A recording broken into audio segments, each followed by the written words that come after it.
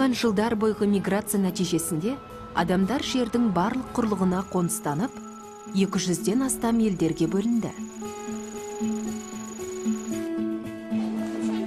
Дегенмен, бұрын соңды мигранттар саны қазіргідей көп болған емес.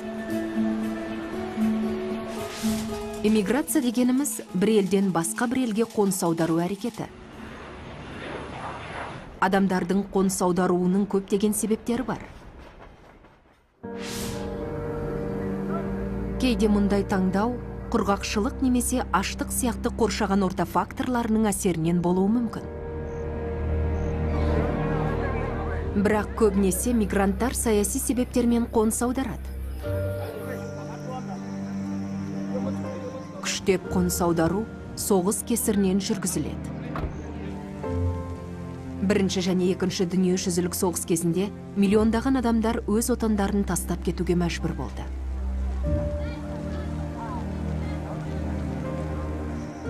Қазіргі таңда азамат соғыстары немесе саяси қуғындар мыңдаған мигранттардың қоныс аударуына алып келді.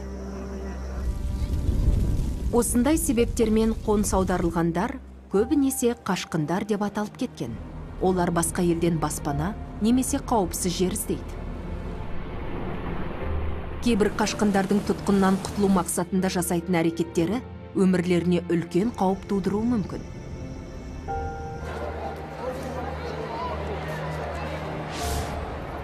Бірақ қазіргі кезде көп адам экономикалық мақсатта, яғни бірдей жұмысқа әр елде әр түрлі жалақы төленетініне байланысты қоныс аударады.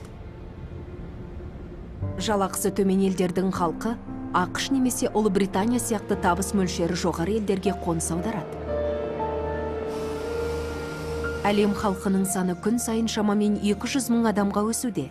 Сол себепті жайлы өмір табу мақсатында жер жүзін шарлау адамзаттың маңдайына жазылған тағдыр секілді.